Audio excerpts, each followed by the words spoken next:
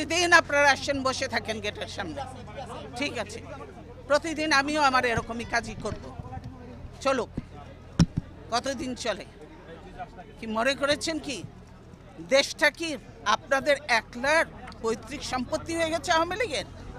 যে গুন্ডা বাহিনী দিয়ে আমাদের প্রোগ্রাম বন্ধ করতে চান, পুলিশ বাহিনী দিয়ে প্রোগ্রাম বন্ধ করতে চান, সাহস থাকে কাউন্টার প্রোগ্রাম করে দেখাতেন, সাহস নেই, 10টা লোকও আসে না, ভাড়াটিয়া লোক ভাড়া করে ডিসিএসপি দিয়ে লোক আনায়, বুঝি এটা, না হলে এরকম এত করুণ পরিণতি হয়, 154টা সিট আনকন্টেস্টেড হয়ে যায়, আর বাকি রয়েছে কি, বাকিগুলোও করে ফেলবে। ওটা নিয়ে ওটা কোনো ইলেকশন নয়, এটা যে সিলেকশন হয়েছে, ভাগাভাগি নির্বাচন হয়েছে, এটা আজকে জাতির কাছে পরিষ্কার, দেশের মানুষের কাছে পরিষ্কার। তাই মানুষ আজকে ধিক্কার দিচ্ছে, ধিক্কার দিয়ে আমরা এই সরকারকে ধিক্কার দিই যে আজকে কি করছেন। আপনাদের সঙ্গে আমাদের কোনো বিরোধ নেই, আপনারা দায়িত্ব পালন করছেন, কিন্তু আমি মনে করি যে দায়িত্বটা সুন্দরভাবে পালন করেন, সম্মানের সঙ্গে, যাতে আমরাও কাজ করতে পারি, আপনারাও কাজ করতে পারেন, সেভাবে আপনারা করেন। আপনাদের সঙ্গে আমাদের কোনো বিরোধ নেই, পুলিশ বাহিনী, কিন্তু এটা তো ঠিক নয় যে আমাকে আমার বাড়ির থেকে বেরোতে দেবেন না, এটা তো ঠিক নয়, এটা তো ঠিক নয়। সেটা আপনাদের যে অফিসার ছিল সে গেল কোথায়? তার সাথেই তো আমি কথা বলতে চেয়েছি, কেন আমার পথ আটকিয়েছে, কিন্তু সে কোথায়, কেন সে আসছেন এখন সামনে? এতক্ষণ তো অনেক কথা বললেন, আপনি কি এখন মুখটা বন্ধ কেন? এই যে মহিলা, আপনার মুখটা এখন বন্ধ কেন বলেন তো? কি বলছিলেন এতক্ষণ ধরে? মুখটা বন্ধ কেন এখন? দেশ কোথায়? Gopali,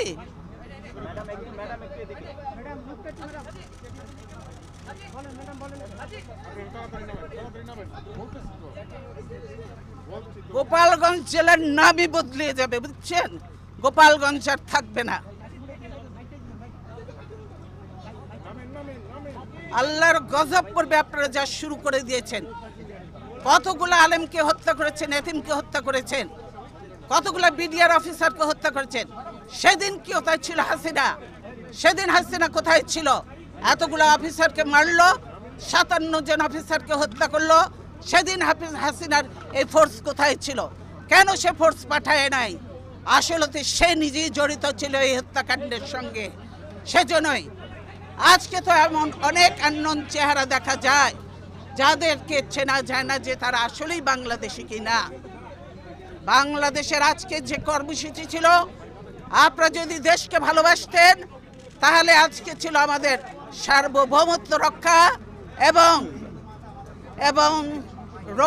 democracy for road March, democracy for March ছিল আমাদের কর্মসূচি। তো গণতন্ত্র চাবেন না, দেশ রক্ষা করতেও চাবেন না, গোলামি করবেন, দালালি করবেন। এই গোলামি তো রাখবে না। লিন্দুব দর্জির ইতিহাসটা পড়ে দেখেন, সেও কিন্তু টেকে নাই বেশি দিন, তাকেও বিদায় নিয়েছে এত দালালি করে, দেশ বিক্রি করে। কাজে এই দেশ বিক্রি চলবে না হাসিনার, দেশ রক্ষা হবে ইনশাল্লাহ। দালালি বন্ধ করতে বলেন, আর হাসিনার দালালি করে লাভ হবে না। বাংলাদেশের মানুষের সঙ্গে থাকেন, জনগণের সঙ্গে থাকেন, দেশের মানুষের সঙ্গে থাকেন, তবেই কাজে দেবে, দেশ বাঁচবে, মানুষ বাঁচবে। আজকে সকলের দায়িত্ব হয়ে গেছে দেশ বাঁচানো, মানুষ বাঁচানো, আর আপনারা ঘরে ঘরে ঢুকে এখন মানুষ হত্যা করছেন। মনে করেন যে এগুলোর হিসাব নেই? এই মা বোনের কান্না, এই আলেম এতিমের কান্না, এই বিডিআরের অফিসারদের ওয়াইফদের কান্না, এগুলি কি বৃথা যাবে? এগুলি কোনোদিনও বৃথা যাবে না। আজকে যারা এই জুলুম নির্যাতন করছেন তাদেরকে এদের মতো একদিন চোখের পানি ফেলতে ফেলতে, মুছতে মুছতে তারা চোখ অন্ধ হয়ে যাবে, বুঝলেন? এখনো সময় আছে, ধাক্কাধাক্কি বন্ধ করেন, ধাক্কাধাক্কি বন্ধ করেন। আমরা কেউ ধাক্কাধাক্কি করতে আসিনি, আমরা কোনো ধাক্কাধাক্কি করতে আসিনি। আমি বলছি আপনারা চাকরি করেন, আপনারা করবেন, কিন্তু এরকম আমাদের গায়ের উপরে উঠে পড়বেন না। দূরে থাকেন, দূরে থাকেন, আপনাদের জায়গা যেখানে সেখানে। আপনাদের রাস্তার তো থাকার কথা, আপনারা বাড়ির মধ্যে এসে গেছেন কেন?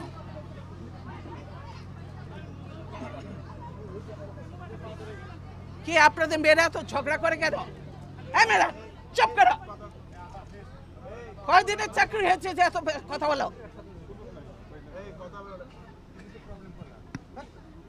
কিসের জন্য এত কথা বলো?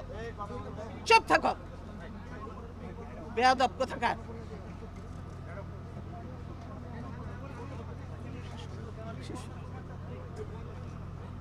আপনার অফিসার কোথায় গেল?